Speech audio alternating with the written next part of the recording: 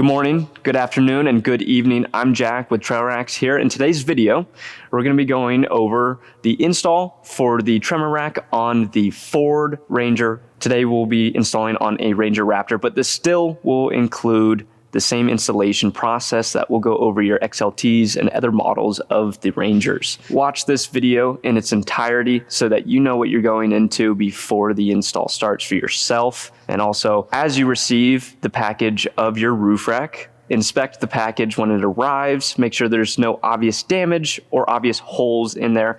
If there is damage and obvious holes in the package, make sure to reject it so that it can be sent back to us. We'll get it all taken care of so that you don't run into any problems when you actually have to install it. Without further ado, let's get into the install, starting off with the tool list. First things first, you're gonna wanna grab a 7/16 ratcheting wrench or a socket for your ratchet, a 10mm socket, a ratcheting wrench, a 5/32 Allen key, I'm using a T-handle here, a 5/64 Allen key, a Torx T50, a Torx T20, a 6mm socket, a ratchet extension, silicone, and lastly, a plastic removal trim tool. Now that we have all the tools required for this installation, I'm going to start off by saying we highly recommend getting this installed by a professional installer, your local TrailRax installer, or making a trip out to us to the TrailRax HQ, and we'll get it installed for you. We recommend that this is a install done by a professional due to the fact that we will have to gain access under the headliner, so we will be taking apart the interior of your Ranger. That's why we recommend it to be installed by a professional with the correct tools. Unless you feel confident to do this install yourself, let's get right into it.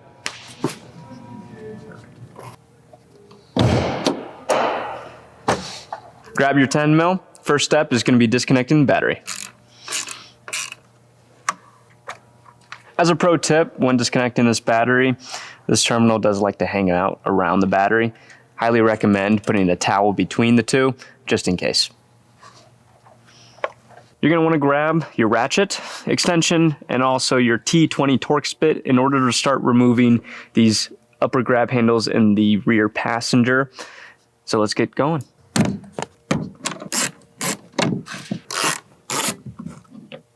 All right, go ahead and repeat that process on the other side. So grab the same ratchet, same extension, but swap this out for the 6mm socket. Grab your plastic removal tool. Let's get started on this front grab handle.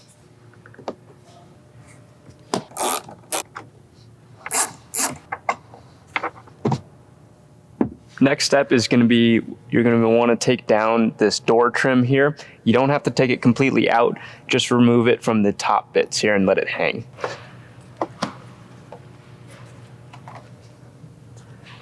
Now do that for both driver and passenger side for the front, and we'll move on. Now that the grab handle is out of the A-pillar here, on both the driver and passenger side, just carefully peel back this trim as it pops out of place. Pro tip during this install, there's a lot of pieces, small pieces that will come off of your vehicle. Make sure you have a good spot to store these and keep them all organized so when we put all this back that they go in the right location and so you don't lose any hardware. Now moving to the B pillar here, we're going to be wanting to remove these seat belts and then we'll pull off the plastic here. Right here is a little plastic piece trim that's covering a T50 bolt that holds the seatbelt in. Go ahead and pull that off using your plastic removal tool and then use a T50 in order to unscrew that bolt.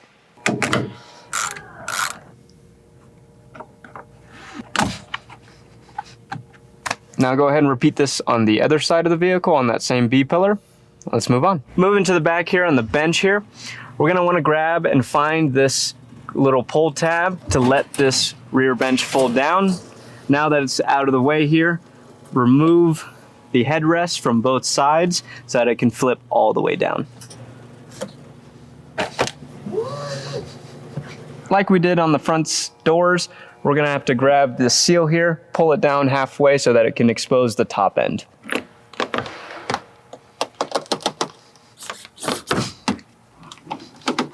Now that you have the rear seat down and the rear panel is exposed, let's start off with grabbing our T20 and unscrewing these 2 bump stops. Go ahead and remove the same bump stop on the other side. Let's continue. Now that we have the bump stops unscrewed and out of the way, let's go back over to the middle seat belt here. There's going to be a plastic trim that goes all the way down. Reach at the top here and carefully pull back. Just like that. Now moving to this back panel here, come to the edges here closest to the door and go ahead and pull that plastic off carefully as well. And then do the same thing on the other side and we'll continue the next step.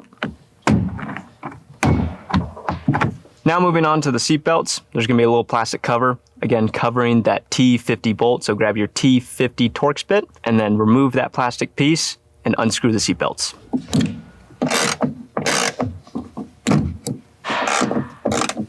Now moving on to these plastic trim pieces, go ahead and start on the bottom one here where the seatbelt feeds into.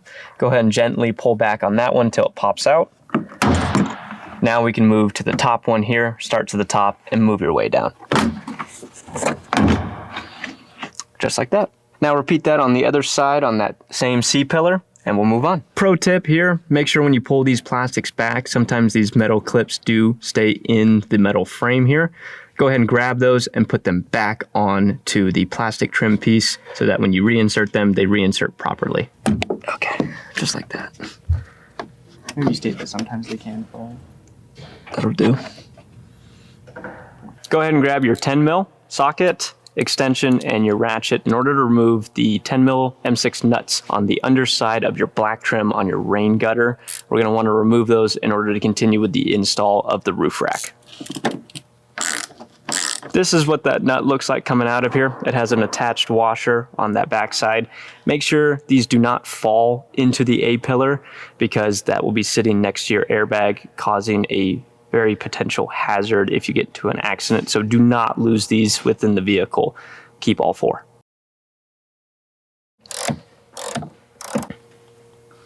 Now that we have those nuts unscrewed and off, now this black trim on your rain gutter here is going to be able to be pulled off. So go ahead and remove this. Once you remove the black trim, go ahead and repeat all those steps on the other side of the vehicle.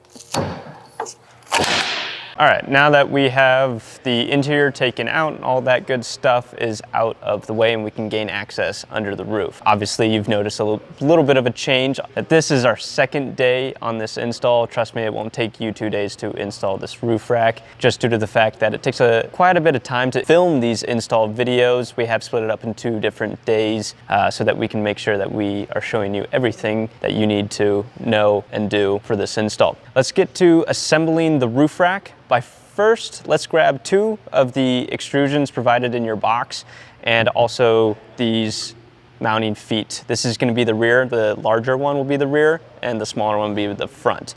Let's start on the front one and grab 1 extrusions, 2 carriage bolts, stainless steel washers, and your nylon locking nuts. Let's get to it. So for the very front, this is cross member. We'll have 2 of these front mounting feet right here. I want to make sure that when you do this, make sure that these cutouts right here that we've been adding to our cross members, make sure that is on the top side where the wind deflector is going to be. Make sure that is on the opposite side of this guy. So this will be under. Otherwise, you won't be able to mount one side because those holes are there. So flip it over, and then we'll get started with this clamp here. Go ahead and insert your 2 carriage bolts into the extrusion, and you'll have 2 of these, so do it on both sides. I'm just gonna do 1 for example. Put that over the carriage bolt, washers here, and then nylon locking nuts. Once you guys have those on there, you can get it into a rough spot there. You can tighten these down, but keep them loose enough to where they're able to adjust so that when we get it onto the roof, we can adjust specifically on where they need to be. And then we'll get you also measurements on exactly reference of where these can be. What I usually like to do is I'll tighten it all the way down. And then once that's snug, obviously it can't move. So I'll turn my ratchet the other way and do 1/2, and now I can move it, but if I need to, once it gets into the right spot, I can just crank this down and it's not moving. So you can go ahead and do that. Do that for the other side of the extrusions, and then we'll do the back cross member. It's gonna be about the same process with this longer one here. This longer one is for the rear of your roof. Same thing, 2 carriage bolts per mounting foot, slide them into your cross member, put the mounting foot in these square holes, washers, nylon locking nuts, screw them on, do the same thing as we did for the fronts, tighten till snug and do a 1/2 turn back. And then we'll do the same thing on that other side, and then we'll be able to get both of these extrusions on top of the vehicle and we'll get them mounted. Now that we have both of those extrusions with the mounting feet, I'll let you know what to grab before we get up on the roof. You want to grab extension and 10 mil here to get that bolt on the underside, 10 mil wrench for the bolt on the top. The 2 rubber blocks, so the long rubber block is going to go obviously with the long mounting foot in the rear, and the short ones for the front mounting foot. And then you also want to grab your guys' silicone. Here I'm using Sikaflex. You can kind of use any kind of sealing silicone that you prefer. We like Sikaflex here because it works really well. You do not need a Milwaukee gun, but a simple one at the hardware store does definitely help. Let's get going on it. Now that we have the cross members up here, you'll see that we have our front here with the smaller mounting feet. Grab a measuring tape because these are gonna have the same measurements to both mounting feet so that the cross member is in the center of the mounting. So a good reference that we like to use is the edge of the extrusion here because it's quite flat, and also the inner edge of the mounting foot. So if you measure that, measuring about 3.5, it will be slightly different. I'll post the exact number here. The ideal is to have both measurements exactly the same for both sides so that the extrusion is centered. So yours might be just a little bit different than ours, but as long as the measurements are the same, then you're centered and ready to go. We've already done that because that's a long process that we do not need to film. Now that we have that, grab your guys' short rubber block and also the metal sleeve. Make sure you're wearing gloves too because we are gonna get the silicone going here. So just to protect your hands and prevent a mess, you're just gonna insert the metal sleeve into the rubber puck just like that. It'll sit flush. That'll where the bolt will go. And the long parts, obviously the hole is biasing one side. So the side that it's not biasing, the large chunk of rubber is gonna go pointing towards the rear. Place that just right over the hole. Perfect, it lines up. Grab your silicone, and you're just gonna get a slight dollop on your finger. You don't need a whole lot. It seals quite well, but those just tiny little gaps you'll wanna grab. Just a little dollop on your finger, and you're just gonna wanna circle it. It's a little messy. That's obviously why we're wearing gloves. Go ahead and place your rubber puck and make sure you line it up with the hole. It's okay if you don't get it first time, I didn't. And just slide it over, and then just give it slight pressure down so that that silicone seals those air gaps. I'm gonna do that the other side off camera, then I'll move back to the rear. Okay, same process in the rear. Obviously we're messing with a longer rubber piece. We'll put the sleeve in the hole, just like we did on the front. This is actually gonna be the opposite. So obviously the hole biases one side. The longer piece that it doesn't bias is gonna face towards the front of the vehicle for the rear mounting foot.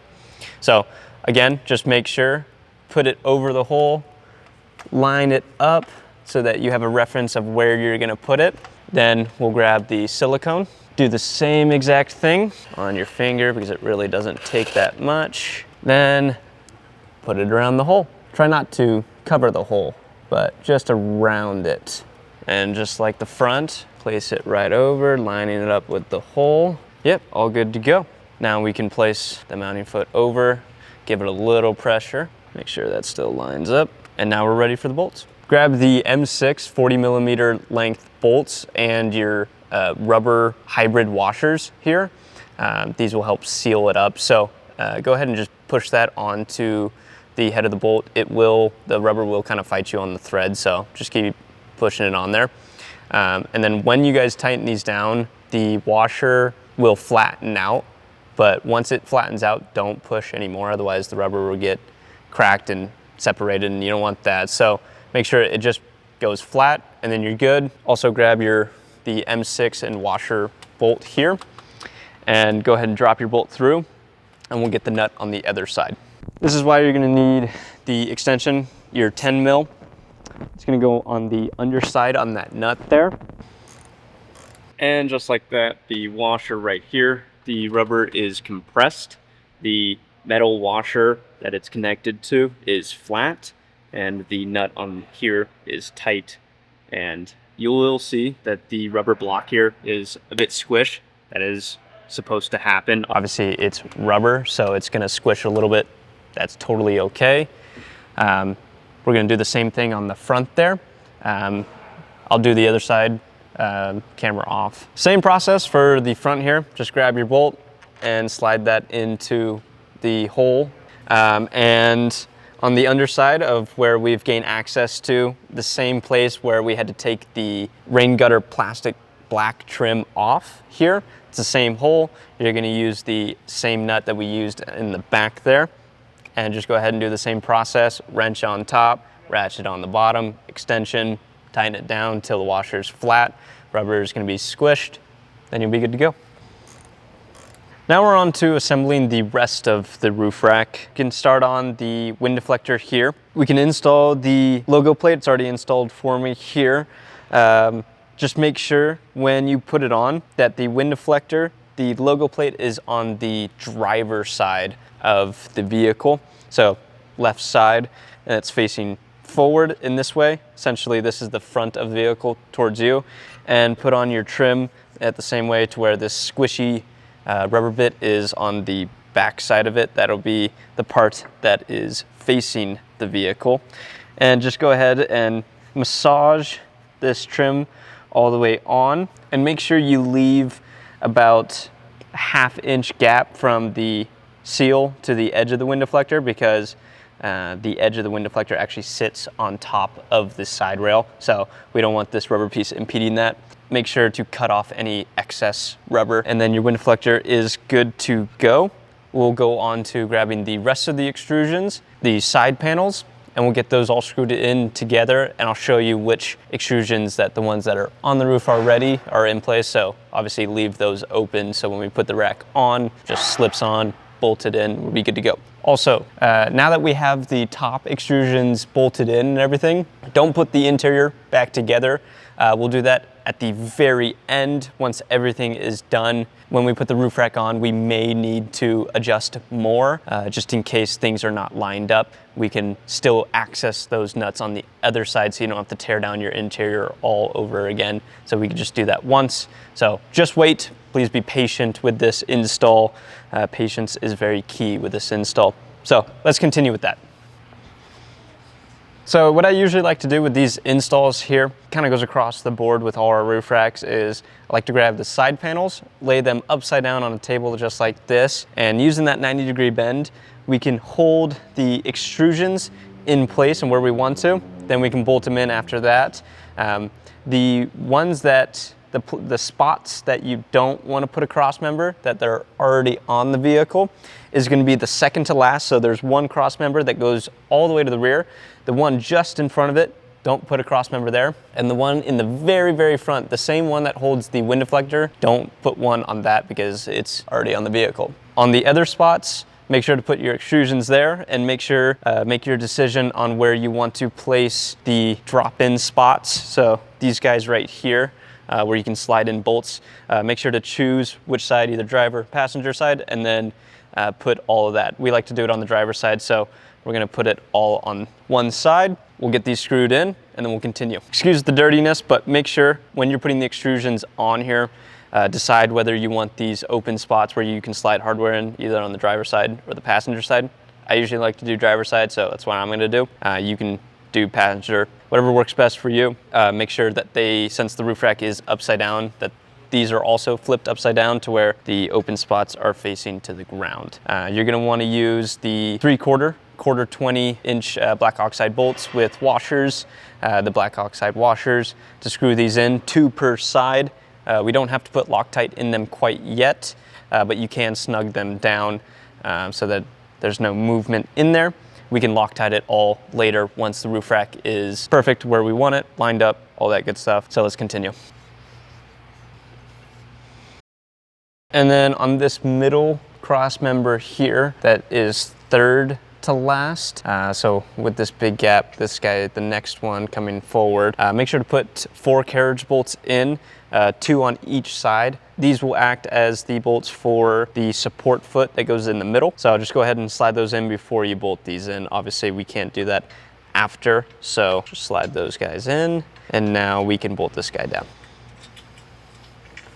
And this is a perfect time to get your guys' logo plates placed on these side rails here. When you get these, obviously these are intended to be painted or vinyl wrapped to match or give accents to your vehicle. That's why we leave it raw. So your creativity is up to you with these. Go ahead and grab these very tiny 5/64 Allen key bolts and the nuts that go with it. And 2 per, grab your 5/64 Allen key and you can thread this guy right on. Put the bolts in place, thread the nuts on the back side, Allen key here, and I just usually hold the nut with my other hand. Do the same thing on the other bolt. If you can't quite get a grip on the nut on the back side, recommend using a crescent wrench. But I've learned that when you tighten these down, the friction based off of the logo plate and the nut is enough force to just snug it up. This is not a load bearing bolt, so it doesn't need all that much torque to it, so it just holds that plate in. And do that for the other side panel. We are good to go.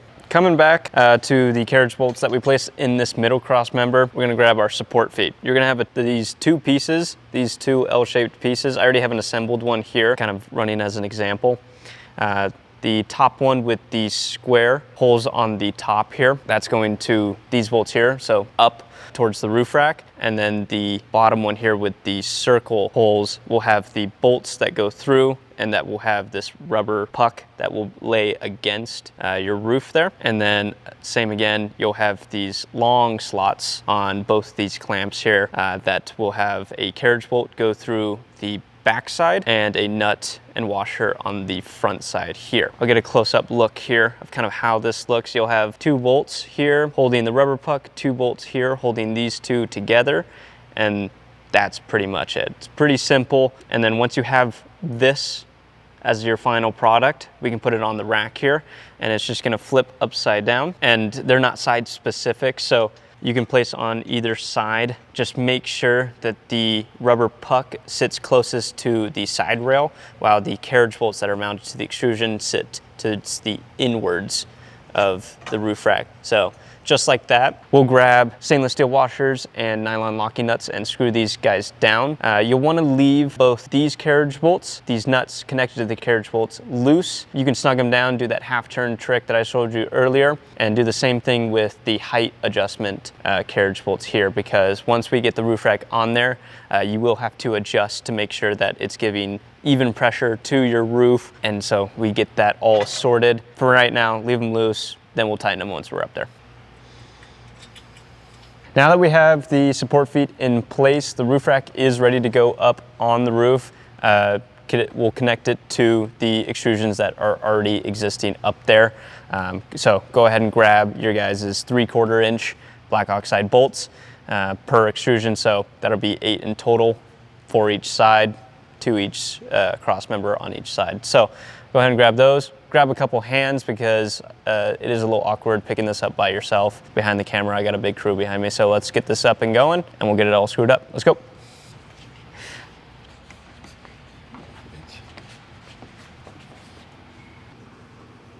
And now with the 3/4 bolts that we grabbed for these extrusions, go ahead and just screw in the extrusions that have already been placed on the roof rack, so that we slide them into the side rail and through. Get those just started on all of the cross members so it'll hold it in place, and then we can go back and tighten it. All right, now that we have the roof rack in place, the bolts in the extrusions that have already been here on the roof, now we're coming back to the support foot. So the support foot here, obviously the 2 carriage bolts here will allow adjustment left and right of the roof rack.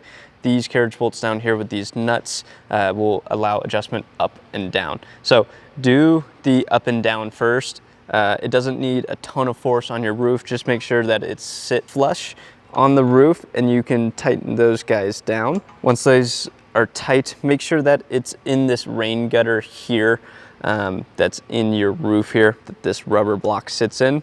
Once you have that lined up and that it's in the center of the rain gutter here, you can go ahead and tighten down the ones that are on the underside of this extrusion to put it into place. Once you have that all in place, you can tighten down both sides of the support foot, tighten down the bolts on the extrusions here, and then we'll move on to putting back the wind deflector on the front extrusion. So now that we have the rack up there, this is the period of time to where we can adjust the roof rack so that it's straight and it's centered. So you'll have slots in the very front extrusion here so that the extrusion that we previously mounted on the roof without the roof rack already on there, it's centered up, but it may be because you tighten one side down or the other side, whatever, it may have kinked left or right. That's okay.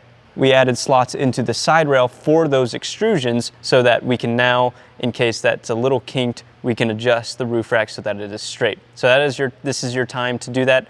We've already done that on this rig. It is a tedious process of measuring and doing all that. And measurements will vary depending on how you like it and what center is for you. So go ahead and take this time to center your roof rack, make sure that it's all in place. This is exactly why we've left the interior the way it is, torn down, so that in the case that maybe one side's too tight and the other side's not, to where it's way too kinked that the adjustments are not there, we can go ahead and loosen it, tighten them evenly, get it centered. Now your roof rack's centered, good to go. Now we can move on to putting the wind deflector on. And this is a good example of why we put the drop-in T-nut slot on the forward facing of the vehicle so that we can slide in those T-slots, get it lined up for the wind deflector, and we'll go ahead and get that guy bolted down. We already assembled the wind deflector earlier, so we have it all set up. And now that you have the roof rack lined up and exactly where you want it, make sure to grab your 1/2-inch bolts. You'll get 10 of these and also washers to go with it, black oxide washers. These will go into the slots. And we put slots here just so that you have adjustment up or down on the vehicle, depending on kind of how you want to set it up, the look, and also which place is better for you for wind noise. So I'm gonna set it all the way down. You can set it all the way up, in the middle, wherever you prefer.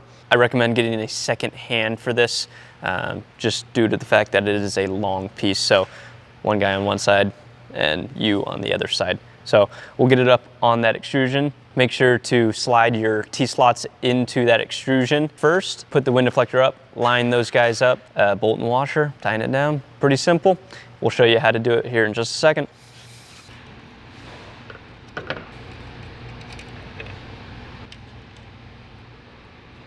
We're at the home stretch. We got the roof rack on. Everything's tightened up.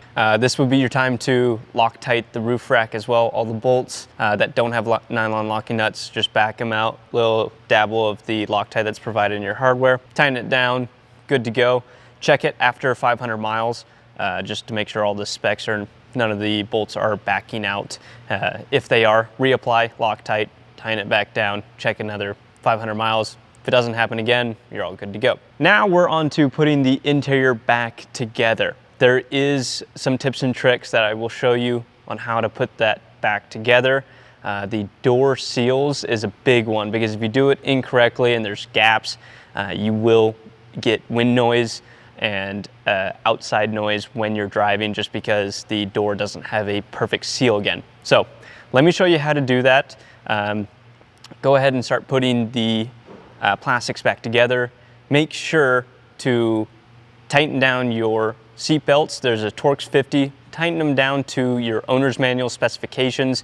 The owner's manual in this rig here is 45 foot-pounds. So please, it is a safety feature. Please, please, please tighten those down to the correct spec so that in the case of an accident, no one's getting hurt.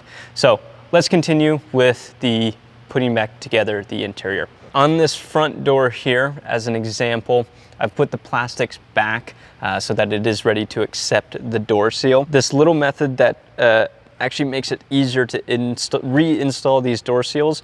You're not gonna, don't push that here because that'll leave gaps. What you'll wanna do, the best method is kind of grab just a little bit behind it, bend it here, and then just slightly roll it along the door. Do it nice and slow. There's no rush. Just put it as you go. And kind of when you get to this point, once you get kind of near the top, you can swap to the other side so it's even. I know I'm blocking the view, but I'm doing the same exact method here all the way until it meets. And there may be spots that you'll have to massage out. Just continue. When you get to the end here, you can push that on and then run your hands all the way through the door seal. Double, triple check these door seals, otherwise you will get noise through them. Once they are good to go, then your door should seal. If it doesn't and you start driving it and you start to hear some wind noise, these are probably the first place you should look. Make sure that these are all seated correctly. We'll get some B-roll of putting all the interior back, but essentially it's the same process as we tore it down, just in reverse. So put the plastics back, put the seat belts back in, grab handles front and rear, door seals are last, and then we're good to go.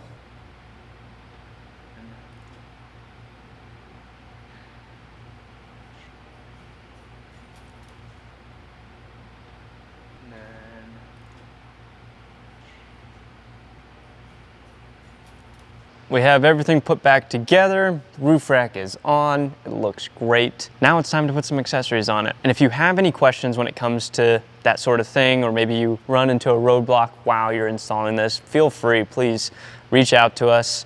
We'll be happy to help you through, happy to answer any kind of questions. You can contact us directly at info@trailrax.com or give us a call at 385-777-2601. And we'll always be here to be able to help you out, kind of all these kind of questions, help you build your vehicle, whatever you need.